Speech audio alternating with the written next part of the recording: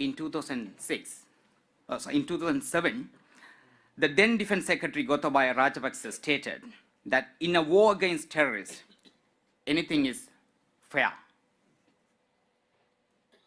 6 months earlier, his brother and then President Mahinda Rajapaksa called on the nation to decide whether to be with the handful of terrorists or with the common man who is in the majority, and asked them to clearly choose between these two sides.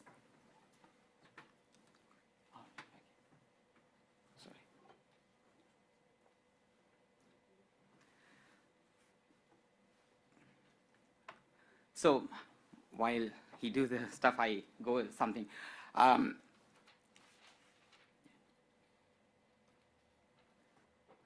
So, all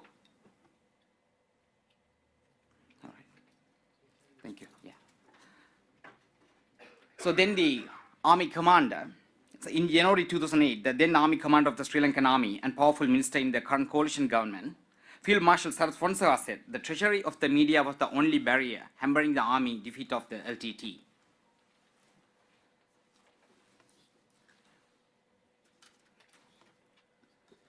Then Gotabaya Rajapaksa in 2009 said, "You are either with us or against us, and those in the second group will be chased out of Sri Lanka." That was the stern warning. So this whole top hierarchy of the Sri Lankan government or chain of command gave a stern warning even before the final stage of the war. Why they so much focus on it? There was something they were planning very strategically in order to hide. So normally we say the truth is the first casualty in the war. But in the war against the Tamil,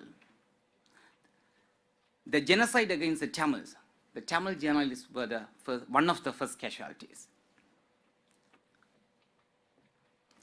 The intention to assassinate the Tamil journalists who practice human rights-based journalism was to hide the genocide through silencing the Tamil media.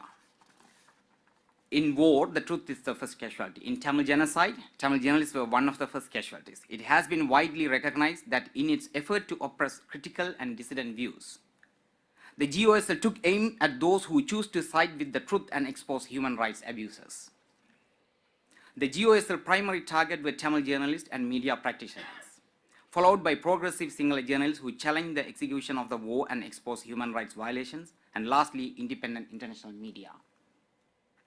The GOSL set about to achieve its strategy of conducting the war without witness by labeling those who adopted human rights-based journalism as terrorists or terrorist supporters and using emergency regulations and counter-terrorism legislations against them. It specially targeted the Tamil media outlets and Tamil journalists, especially within the conflict zone and also broadly in the Tamil-dominated areas of North and East, in an effort to prevent evidence of atrocities from reaching outside the world. Finally, it resolved to abduct, torture, kill, and disappear journalists who continued to defy and sowed dissent.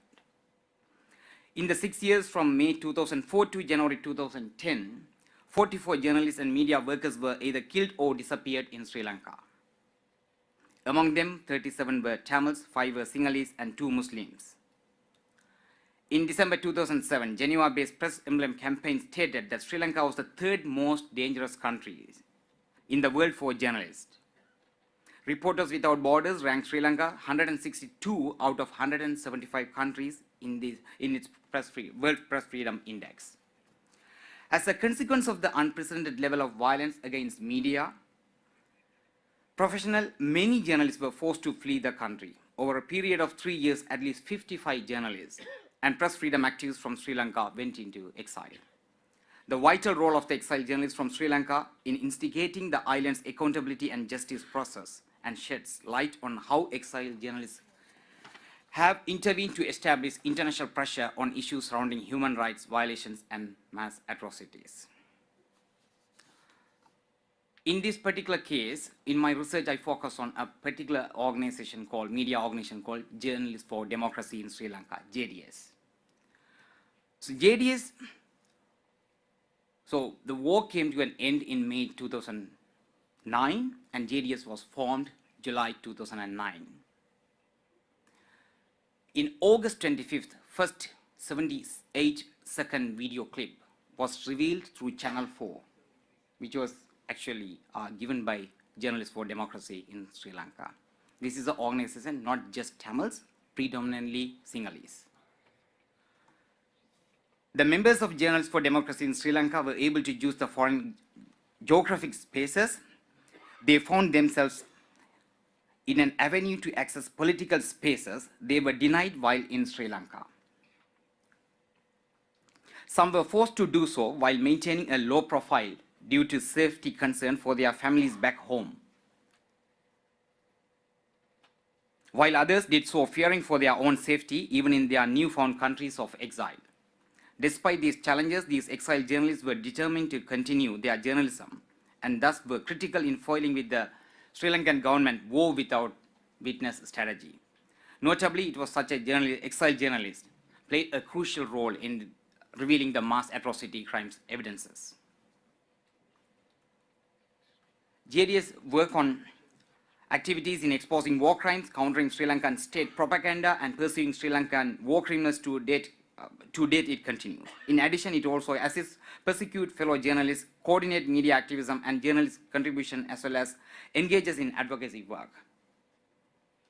However, due to continuing safety and security concerns of its members and their families in Sri Lanka, JDS maintained a low profile. And with final outcomes being prioritized, and many of JDS work remains unknown to the outside world, as it chooses not to publicize most of its work or accept credit for revelations.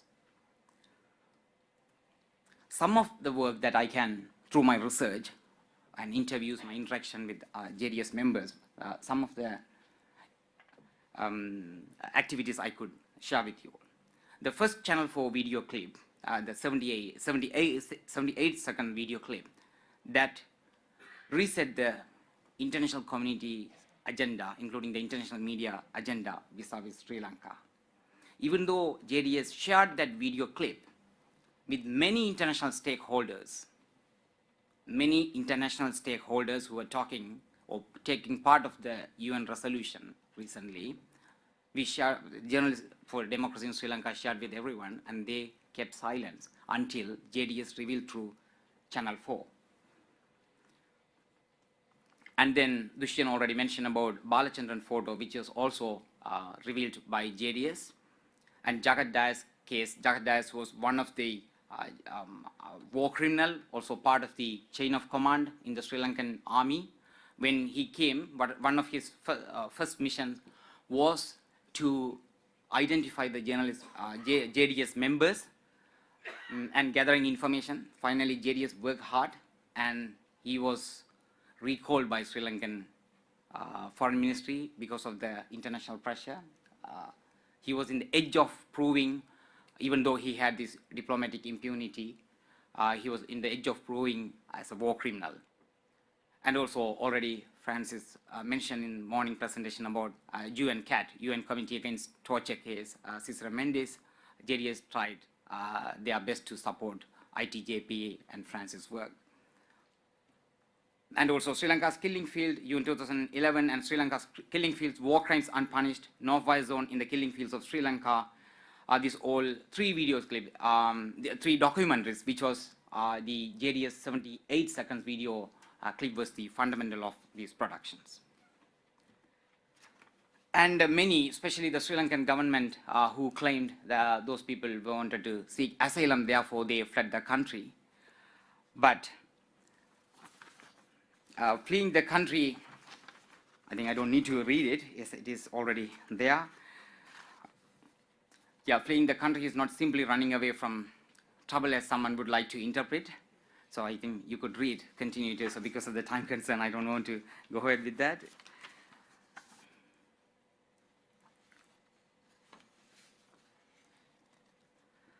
Yeah, so even after the unprecedented level of violence against the journalists who practice human rights-based journalism on the ground and in exile, remain firm to resist the successive government's media suppression and violence against the media through newly established democratic political spaces.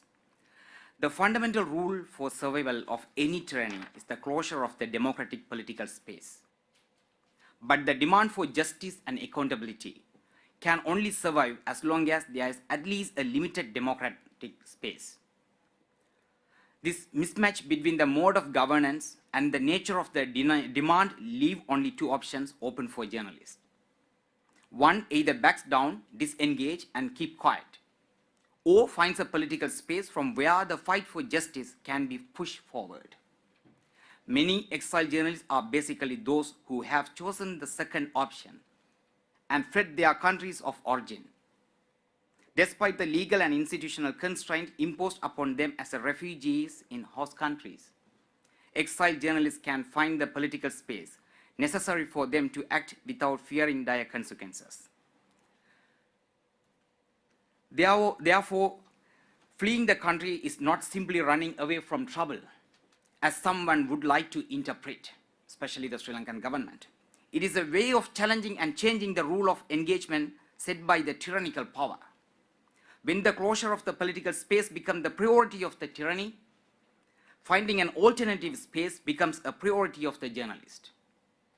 Therefore, winning justice and accountability is not simply a matter of having the will to fight for them, but it is all about having the ability to foresee the consequences and the skill to redefine the modes of engagement.